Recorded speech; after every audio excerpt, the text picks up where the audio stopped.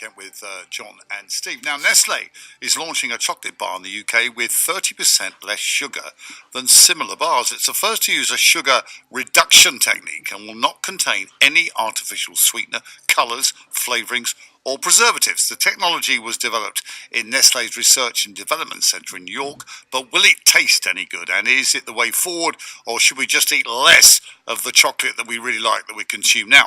Angus Kennedy is the editor of Kennedy's Confection magazine and a leading chocolate expert. He's with us this morning. Angus, good morning. Good morning, John.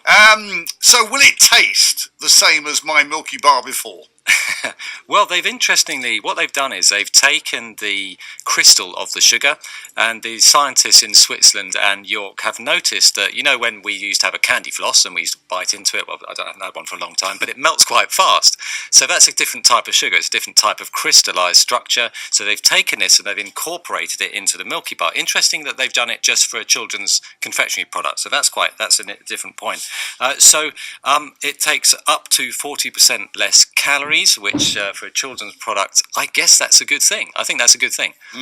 I mean, they made it smaller as well. So when they say there's less sugar in it, it's slightly smaller than it was before. So there's bound to be less. I know. It's a bit naughty, isn't it? Well, I think the whole of the food industry is a bit naughty, to be honest. I mean, 80% of all products we buy from a supermarket has sugar in it, and most of it's hidden anyway. So I think sugar is something that I think as consumers now. A recent report came out that was in Europe that up to 68% of all consumers now want to move away from sugar and reduce, which is huge. So if these producers don't start launching products like this, they're going to be in a spot of trouble, which some of them are already, actually. So.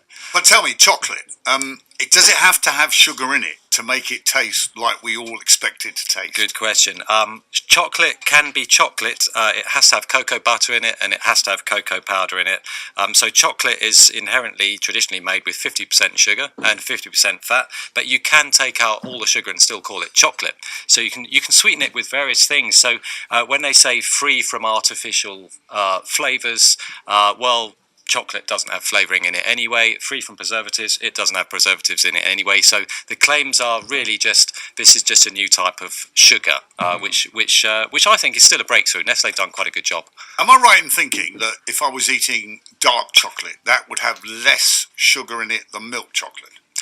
Or is that wrong? Not necessarily. It tastes bitterer. Yeah, exactly. Yeah, so the bitter taste comes from the cocoa powder. So and that bitter taste also comes from how it's roasted. So if it's roasted, and comes out sort of more darker, bitter taste. So that kind of makes it much of a stronger sort of taste. And actually, interestingly, there are many other ways of reducing sugar and taking out this calorie content from confectionery products. So the Nestle have got a lot of competition. You can sweeten things with stevia, with xylitol, with some people do like almonds and fruit and honey. So yeah, I think it's a good thing. I think it's a good thing. But although this weekend we're all going to gorge ourselves, aren't we, on lots of chocolate. The average child in Kent is going to have 8.8 Easter eggs, which is averaging 700 calories each. I know because I bought 8 and I measured the calories. It's enough to run from London to Brighton or something. This is crazy. It's gone nuts. I love it. That's a great figure.